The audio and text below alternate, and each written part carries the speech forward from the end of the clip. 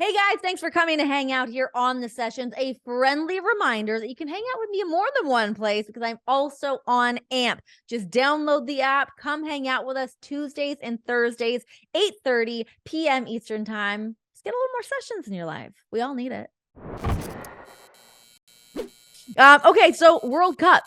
First World Cup appearance for Canada since 1986. You were not even born yet. Oh, yeah. Oh my God. So just walk me through this. Walk me through realizing that you guys were making it to the World Cup, what that whole experience was like, going to Qatar, all of it. Yeah.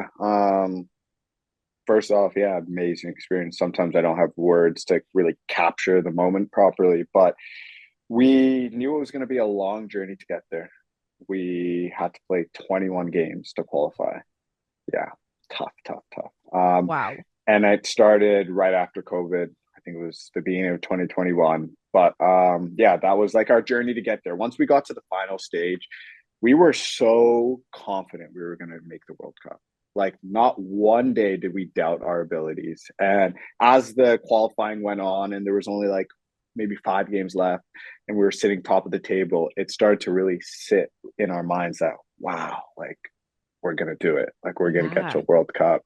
And I think it was in March of last year when we qualified, that was probably like the biggest moment I think for all of us, because it was like a sigh of relief that like this thing that has been looming over our heads for so long, even before we were born, Yeah.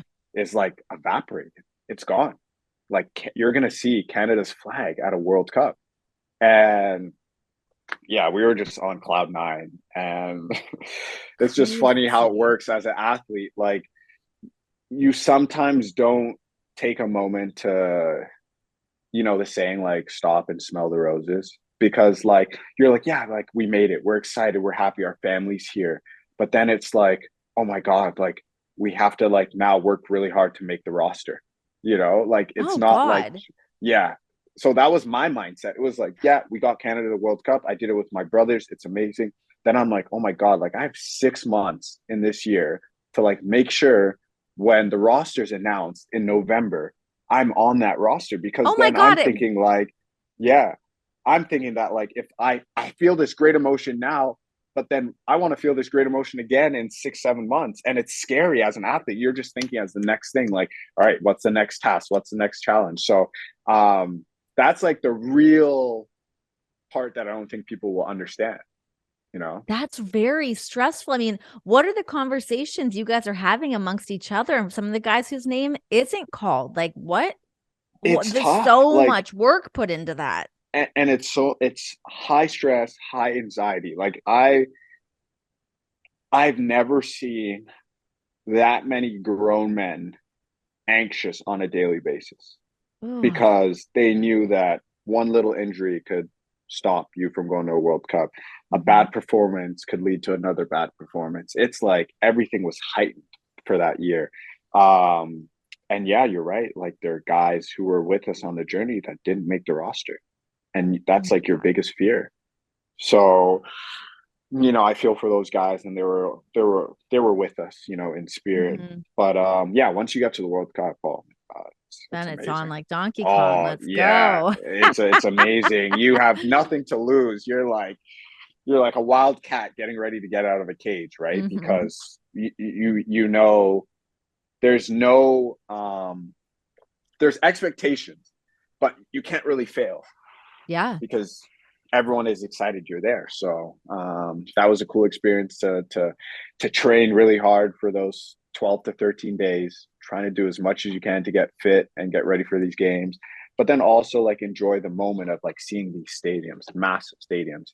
And the cool thing is you see them when they're empty the day before, Yes. and then Yes. you see them the next day when they're packed. How crazy is that moment to be able to go into a stadium and like it really is like I've been able to experience that in certain scenarios as well, and to be able to Mm-hmm. walk in and just kind of see like before the energy is now pumped into this building, before it's game time, before the clock starts ticking down, like what were those moments like for you to be able to see both sides of that?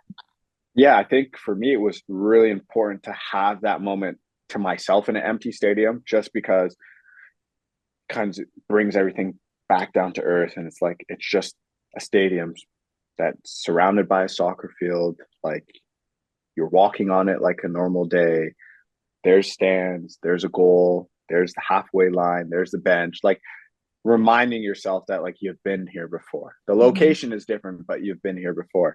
So to have that moment and to try and visualize you feeling comfortable in that moment, I think was really important.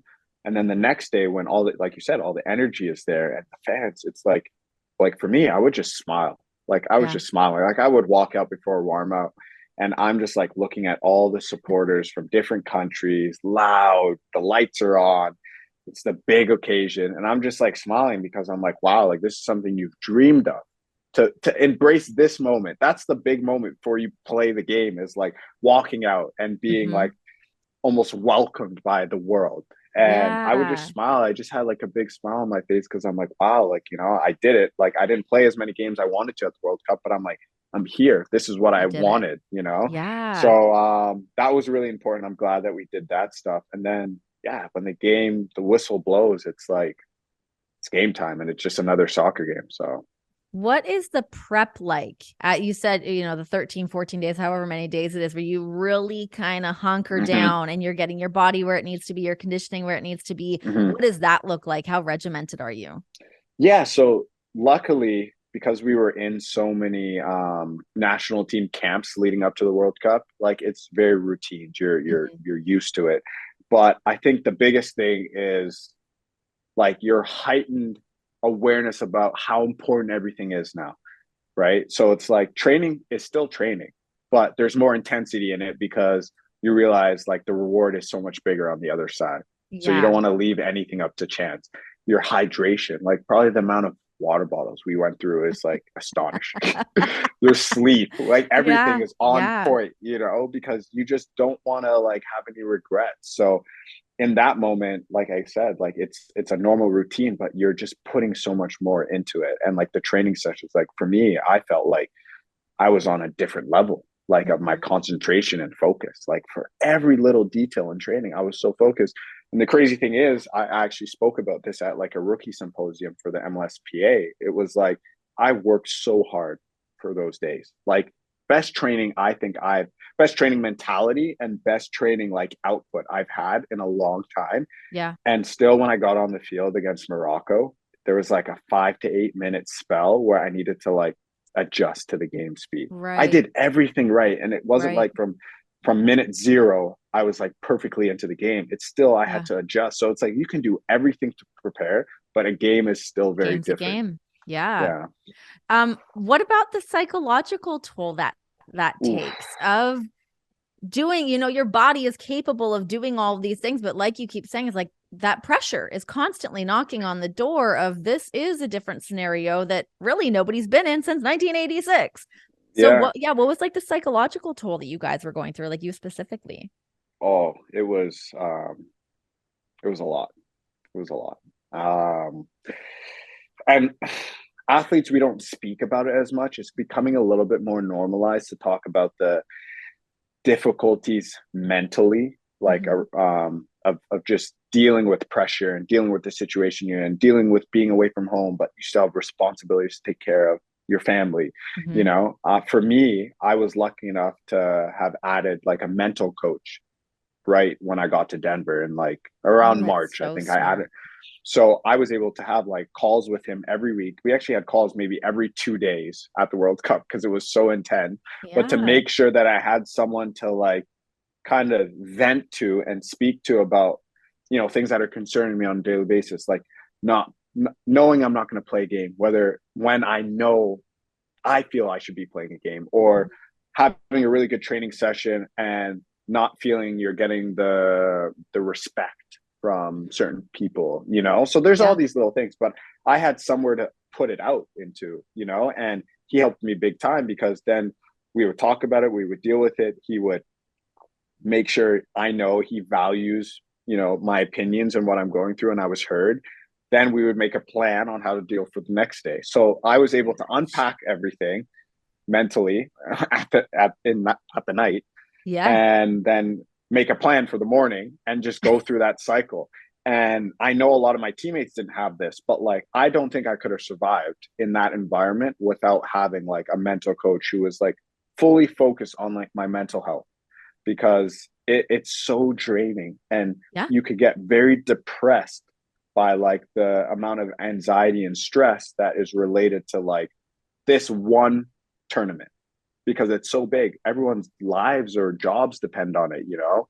Yeah. So the psychological toll was huge. And I just hope that now in sports people will talk about it a little bit more, and maybe it'll Mhm. be more of like a common practice where clubs or teams have people that players can Yeah. go to just strengthen that, because we work on our body, we strengthen our body, we do conditioning like you're saying, all these things, but then it's like what about like the brain and you know, and Yes. the mental side of it. So yeah, if I didn't have him, oh, I don't know how I would have survived. It really is a lot. I mean, like you were saying, I mean, you can be worried about like the how am I going to perform? How am I going to do this? But then you add in the idea of what if I get injured? Which usually a lot of times when that becomes a thing that you're focused on, that's when you are going to get hurt. Like Correct. you like almost will these things to happen a little bit. Mm-hmm. But so smart of you to like already have that person like on your team ready to go. But I think that would be such a smart idea for like any sports club to have someone like that on staff. Have a few Yeah. people like that on staff. Let's Yeah. like get and to and and talking. And the thing is, I think it needs to be more for the players, like by the players, because Mhm. I think like the national team, like our national team had, I don't know what her title was, but surrounding the whole mental part of the game. Yeah, And there's always that feeling of maybe not being safe with this person because they are hired by the right. team, and That's you a really just, good point. Yeah. they tell you like everything is confidential, but you're like, Is mm, it? Is like, it? are you gonna go to the coach? So the fact that I had my Right. own guy, that he only cared about me. He didn't care about Mhm. anything else other than me. So like it was easy for me to have those conversations. But I do think teams are doing it. They just need to understand that like maybe there's gonna be some resistance at the beginning Sure. from Sure. players. No, that's a really good point. You're right. Yeah, yeah, you're like, who do you work for? Who are you talking Yeah. to? Yeah, exactly. Let's really lock this conversation up a little bit, please.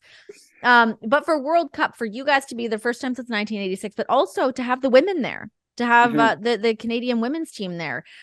What did that mean for you guys to be able to represent together, and like how good is that for the sport specifically in Canada? Oh, it's massive. It's massive. It's about time we caught up to them, you know, because they've been leading the Yeah. way for a long time Hmm. in the soccer world. And it's just for the growth of the game in Canada, I think it's very imperative that both national teams are representing at the highest level. So, Hmm.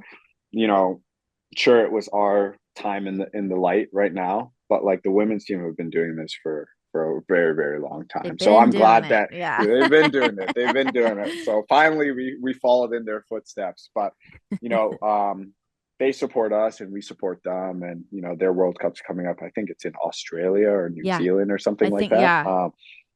So we're very like bound together, like, Oh, you know it's what I mean, awesome. like, so because especially because of the new, you know, equal pay deal that was struck with the US team, like we're trying to make our own too. So through Awesome. our success they get success, and through their success we get success. So it really brings us together, and I think it'll help the country. You know, there's little girls who've been watching them for the longest time, and now there's going to be little boys who can also match that dream because they've seen a men's team in a World Cup. So it's a good moment for Canada soccer for sure.